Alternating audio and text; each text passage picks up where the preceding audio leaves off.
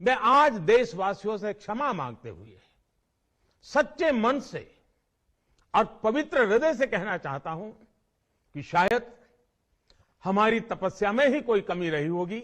शायद तपस्या में इस बात की कमी रह गई होगी कि कीलें कम बिछाई गईं, सर कम फोड़े गए, किसानों पर जीपें कम चलाई गईं। अगर बात तपस्या और नीयत की होती तो यह बात किसानों को बुलाकर भी कही जा सकती थी। देश में समय समय पर चुनाव ना होते रहते तो सरकारें कब का आवारा और अत्याचारी हो चुकी होती। जो बात एक साल में नहीं समझ आई वो यूपी चुनाव के कारण समझ में आ गई। इसलिए जब कोई नेता आपको यह समझाए कि एक देश एक चुनाव होना चाहिए तो खुद से एक सवाल कीजिएगा, जो नेता हजारों करोड़ रुपए के चंदे को बेनामी रखना चाहता है, बताना नहीं चाहता कि किसका और कितना पैसा है, कैसा पैसा है, क्या वाकई उस जनता के कुछ हजार करोड़ रुपए की चिंता है उसे, या फिर वह खर्चे के नाम पर चुनावों को खत्म कर जनता की ताकत को खत्म कर देना चाहता है।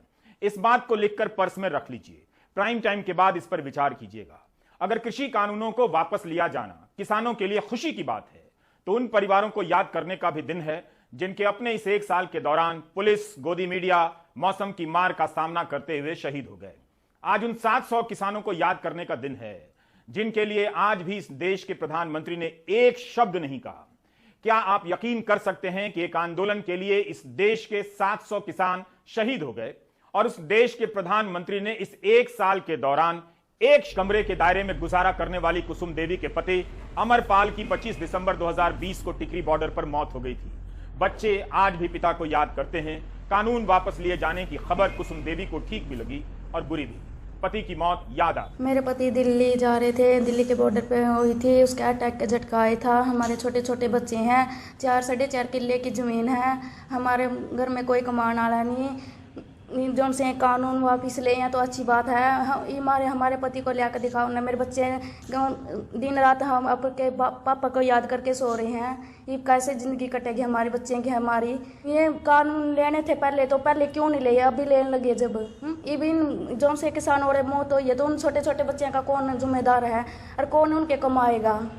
राम मनोहर लोहिया इसी देश की संसद के सदस्य थे जिन्होंने कहा था अगर सड़कें खामोश हो जाएंगी तो संसद आवारा हो जाएगी। भारत का किसान खेती के हर सीजन में घाटा सहता है।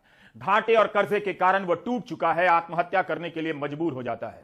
वह गरीब किसान इस देश के लोकतंत्र के फायदे के लिए हर मौसम में मार खाता रहा, मरता रहा, अपनों के द्वारा बिछाई जा रही कीलों और बरसाए जा रहे कोड़ों की मार सहता रहा। क्या यह कोई मामूली बात है? इन भाषणों को याद करना चाहिए, याद रखना चाहिए। प्रधानमंत्री जिस समय कह रहे थे कि वे किसानों से सिर्फ एक फोन कॉल की दूरी पर हैं, उसी समय किसानों की राह में कीलें बिछाई जा रही थी। मिस्ड कॉल से बीजेपी दुनिया की सबसे बड़ी पार्टी बन गई, लेकिन आज तक किसानों के फोन पर प्रधानमंत्री का मिस्ड कॉल नहीं आया, आज भी नहीं आया। अंग्रेजों ने हाथ और पांव में बेड़ियां पहनाई, लेकिन आजाद भारत की सरकार ने कीलें गाड़ दी ताकि किसानों के पांव ठहर जाएं। भारत का किसान जो हर दिन अपने खेतों से कांटे निकालता रहता है, सरकार के बिछाए इन कांटों को झेल गया। प्रधानमंत्री किसानों को समझ नहीं रहे थे बल्कि अपनी ताकत समझा रहे थे कि सरकार चाहे तो ऐसा ऐसा कर सकती है। किसानों के दिल्ली आने के रास्ते में बड़े बड़े बोल्डर लगा दिए गए, कंटेनर लगा दिए गए ताकि उसे पार कर किसान दिल्ली ना आ सके। किसानों को दिल्ली आने नहीं दिया गया। सुभाष चंद्र बोस का नारा था दिल्ली चलो। जब यह नारा किसानों का हुआ तो दिल्ली वाली सरकार को खटक गया। मैं दिल्ली के लोगों की भी बात कर रहा हूं जो साल भर ट्रैफिक जाम में रहते हैं, लेकिन किसानों के कारण ट्रैफिक का जाम सबसे ज्यादा खटकने लगा। किसानों ने देख लिया कि लोकतंत्र का रास्ता जाम कर दिया गया है। आज किसानों ने जाम से परेशान इस लोकतंत्र का एक छोटा सा रास्ता खोल दिया है। टूल किट का बवाल खड़ा किया गया कि अंतर्राष्ट्रीय ताकतें देश के खिलाफ लगी हैं। 20 साल की दिशा रवि के साथ क्या हुआ? गोदी मीडिया को आगे कर एक भीड़ खड़ी की गई किसानों के खिलाफ। गोदी मीडिया के जरिए पहले मिडिल क्लास को किसानों के विरोध में खड़ा किया गया, फिर उस मिडिल क्लास को महंगाई से मरता छोड़ दिया गया। मिडिल क्लास के पास महंगाई का समर्थन करने के अलावा कोई चारा नहीं बचा। वो किसानों के पास जाता भी तो किस मुंह से जाता? क्या प्रधानमंत्री और गृहमंत्री ने यह वीडियो देखकर तब किसानों को नहीं समझा होगा जब उनके मंत्री की जीप इन किसानों को कुचल रही थी और गोदी मीडिया के जरिए देश की जनता को झूठ परोसा जा रहा था कि किसान हिंसक है? तभी यह वीडियो आया जिसमें आप गृह मंत्रालय की लाल कालीन पर गृह राज्य मंत्री अजय मिश्रा को इस तरह चलकर जाते हुए देखते रहे जैसे जीप से कुचलने के बाद इस कालीन पर आहत किसानों की आत्मा रौंदी जा रही थी। जिस दरवाजे पर यह वीडियो खत्म होता है वह गृह मंत्री अमित शाह का कमरा है। मंत्री जी लगातार सवाल उठ रहे हैं। क्या प्रधानमंत्री ने अपने मंत्री अजय मिश्रा के उस बयान को नहीं सुना होगा जिसमें वो कह रहे थे कि 2 मिनट लगेगा यहां से खाली करा देने में? सुधर जाओ, नहीं तो सामना करवा के हम आपको सुधार देंगे। 2 मिनट लगेगा केवल। अगर किसानों के प्रति नीयत होती, नीयत में पवित्रता होती, तो इतना सब होने के बाद भी अजय मिश्रा मंत्री पद पर नहीं रहते, जिनका बेटा इस केस में जेल में है किसानों के मारने के जुर्म में, आरोप में, और सुप्रीम कोर्ट हर सुनवाई में फटकार लगा रहा है कि बचाने की कोशिश हो रही है। तालाबंदी के बीच किसानों को अंधेरे में रखकर अध्यादेश लाया जाता है, किसान आंदोलन करते हैं, फिर संसद में कानून भी पास होता है, सरकार कोर्ट में किसानों के खिलाफ मुकदमा लड़ती है। इसलिए जब कृषि कानूनों को वापस लेने के लिए प्रधानमंत्री मोदी प्रकाश पर्व को चुनते हैं तो बहुत सारे उनके फैसलों और चुप्पियों को भी रोशनी में लाना जरूरी है, जिन्हें अंधेरे में रखने की कोशिश की जा रही है। मैं आज देशवासियों से क्षमा मांगते हुए सच्चे मन से और पवित्र हृदय से कहना चाहता हूं कि शायद हमारी तपस्या में ही कोई कमी रही होगी, जिसके कारण दिए के प्रकाश जैसा सत्य कुछ किसान भाइयों को हम समझा नहीं पाए। जिन किसानों को साल भर आतंकवादी कहा जा रहा था, उन्हें कब दिए के प्रकाश जैसा सत्य समझाने की कोशिश हुई? कब? जनवरी के बाद से सरकार ने किसानों से बात नहीं की है।